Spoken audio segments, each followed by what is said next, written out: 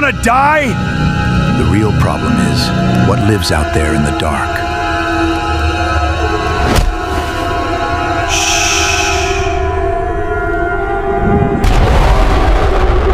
If you open that door, every single one of us dies.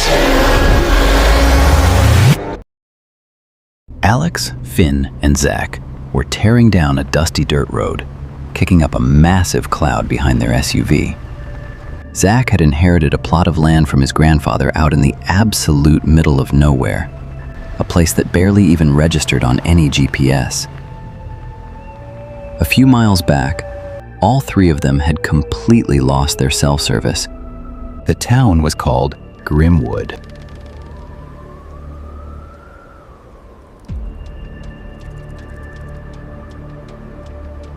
The route was so incredibly desolate that they hadn't seen another car, or even a single human being, for the past 2 hours. It was 3 p.m. when they finally pulled up to the entrance of the town. They parked the car right at the edge of the dirt road and walked into the village on foot. The scene was just off. The houses were old, dilapidated shacks made of rotting wood and crumbling brick. The streets were unpaved and dusty.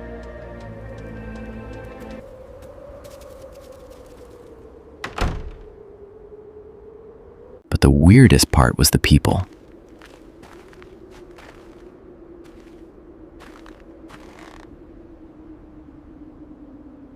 There were locals around, but their behavior was deeply unsettling. Their faces carried this heavy, crushing despair, like they had completely given up on life. Women were frantically pulling their laundry off clotheslines. Men were boarding up their windows with thick wooden planks and heavy iron nails. And the sun was still high in the sky. Finn looked around, his voice tight with panic. Why are these people sealing their houses shut at 3 p.m.?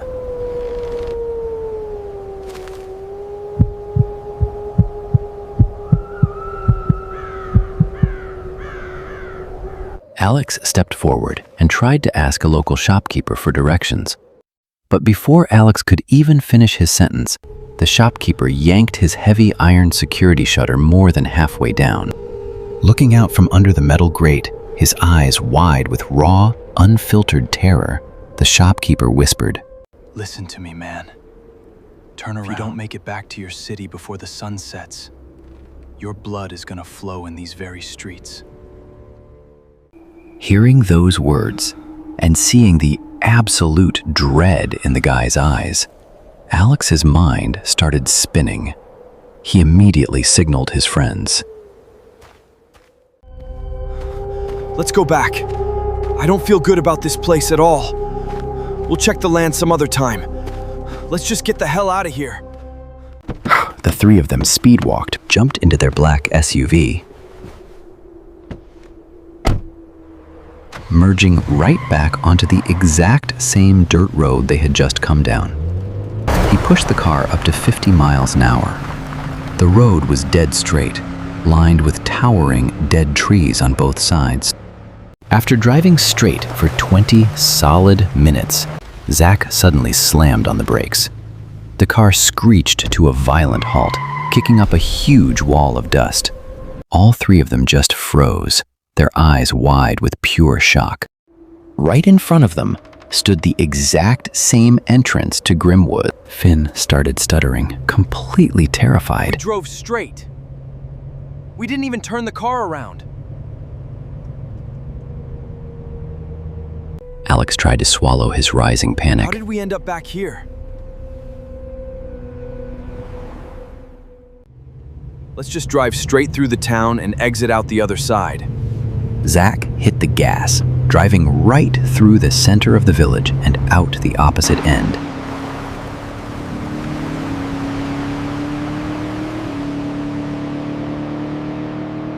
This time, he pushed the speed even higher. The road was dead straight again, but exactly 15 minutes later, as they rounded the final bend, they were steering right at the entrance of Grimwood. Again. They were stuck in a loop.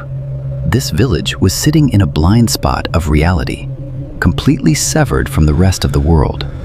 Whoever walked into it could not leave. Pure dread had rendered them totally speechless. Alex stepped out of the car, his brain completely short-circuiting. Huh? Just then, a massive, heavy, rusted bell rang out from the tallest, oldest tower in the center of town. The sound snapped them out of their trance. They looked toward the village and saw that the bell had triggered a literal stampede.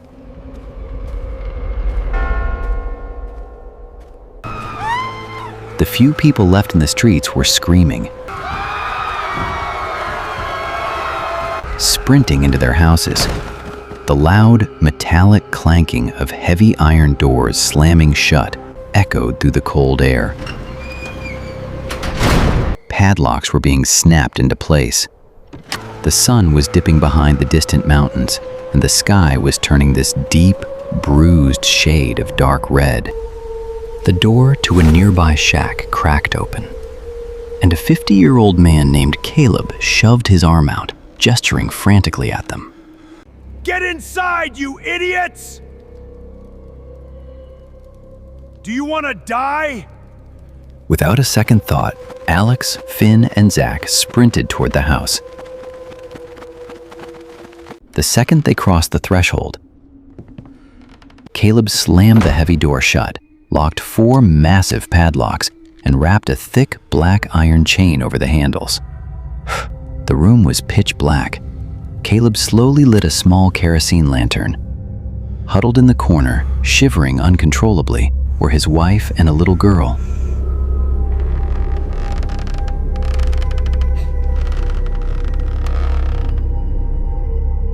Zach choked back his tears and asked,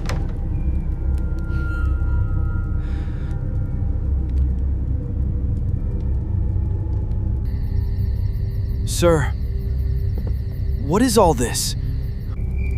Why can't we drive out of here?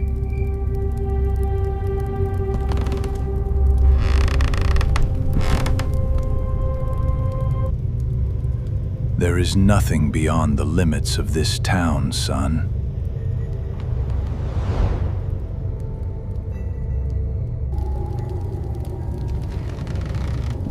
That road will always bring you right back here.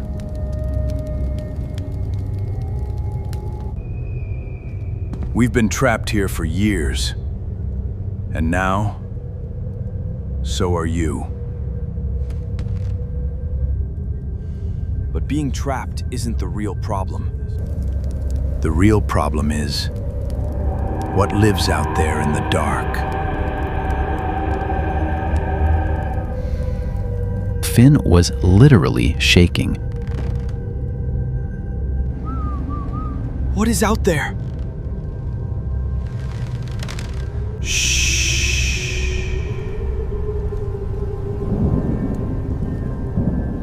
Don't you make a single sound.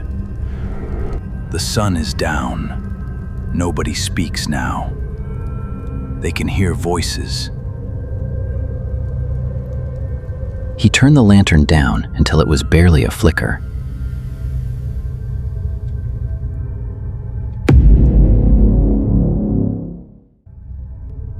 A terrifying, suffocating silence fell over the room.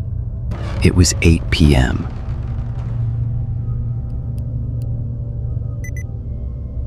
The shack only had one window, and it was heavily boarded up with thick wooden planks.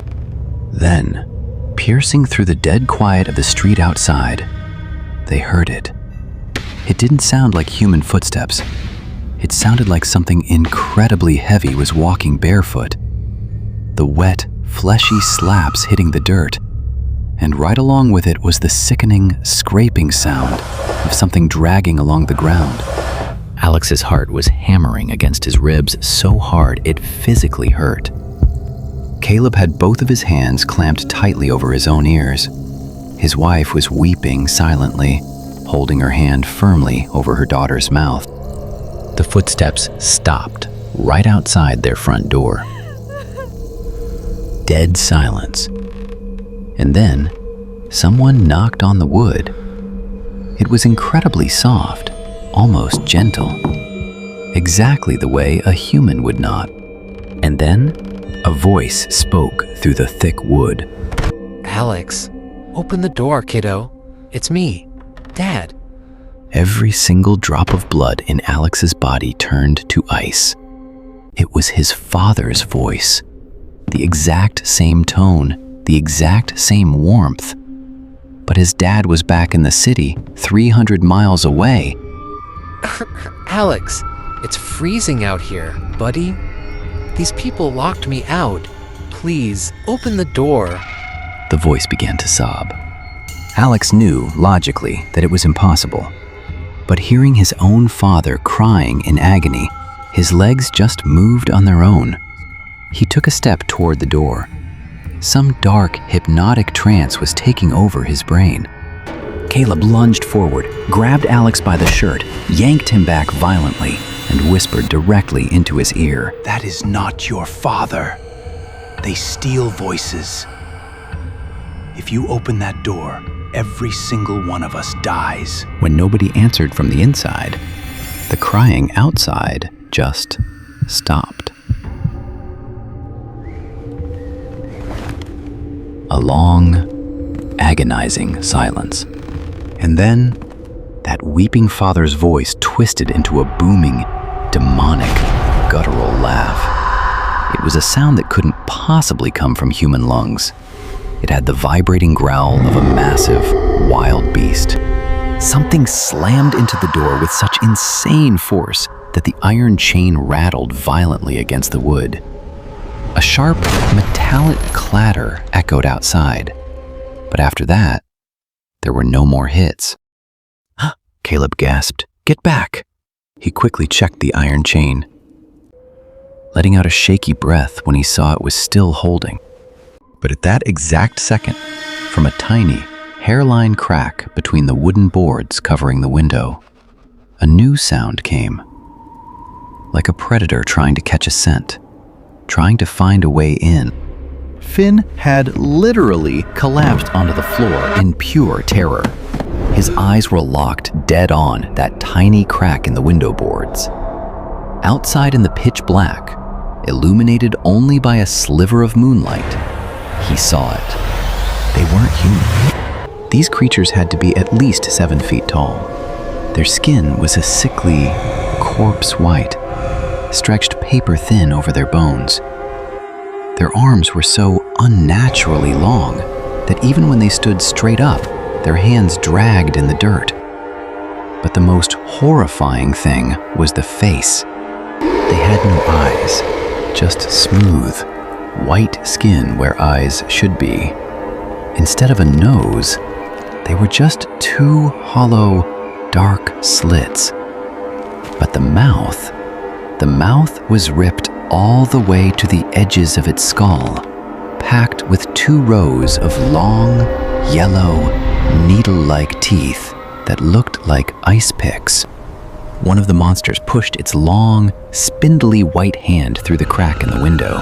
Its bony fingers, which were twice as long as a human's, started twisting at bizarre, broken angles inside the room, blindly feeling around in the dark for a latch. Pressing its eyeless face right up against the gap, it spoke through that ripped mouth, flawlessly mimicking Zach's voice. Come out. We will find you.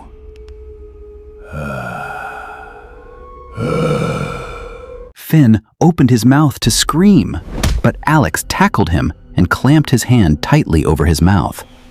If anyone made even a squeak, it would confirm to the beasts that their prey was inches away on the other side of the glass. All night long, the sounds never stopped. They could hear the creatures pacing around the shack, dragging their massive claws against the outer walls and crying out in the exact voices of their mothers, fathers, and siblings. Alex, Zach, and Finn just sat there in the dark, their eyes squeezed shut. Death was literally waiting for them on the other side of a piece of wood. they finally understood how the locals were surviving. They weren't living, they were just locking themselves inside their own coffins every single night to avoid being butchered. Silence. Almost 10 agonizing hours later, a faint, warm ray of yellow sunlight pierced through the crack in the window. The nightmare outside had completely stopped. Those creatures couldn't survive the sunlight. They had crawled back into whatever dark, rotting holes they came from. With shaking hands, Caleb finally undid the heavy iron chain. When Alex, Finn, and Zach stepped outside, the town looked like a war zone. Deep, violent claw marks were gouged into the dirt and the walls. Most of the houses had held up, except for one. The frame where a front door should have been was completely empty. The heavy wooden door had been ripped straight off its hinges, and a black iron chain, just like Caleb's, lay snapped in half in the dirt.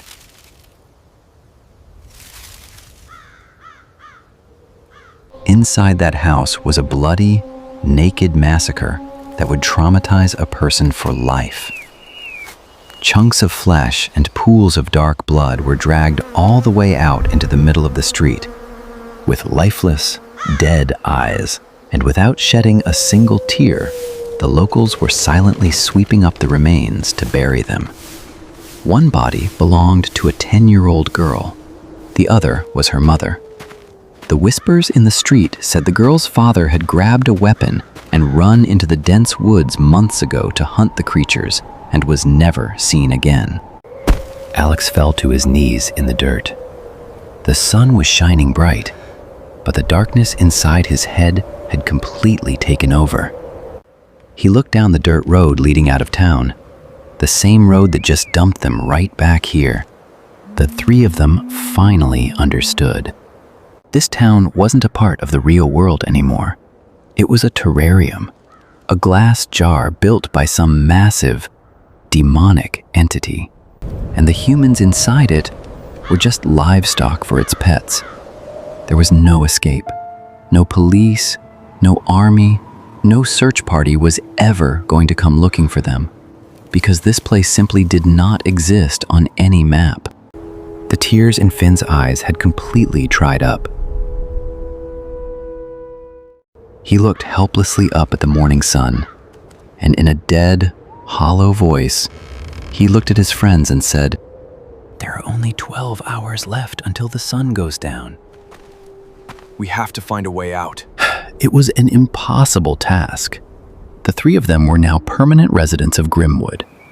Now, they had to wake up and step into this brutal, bloody war every single night and fight with everything they had just to earn the right to see the next sunrise.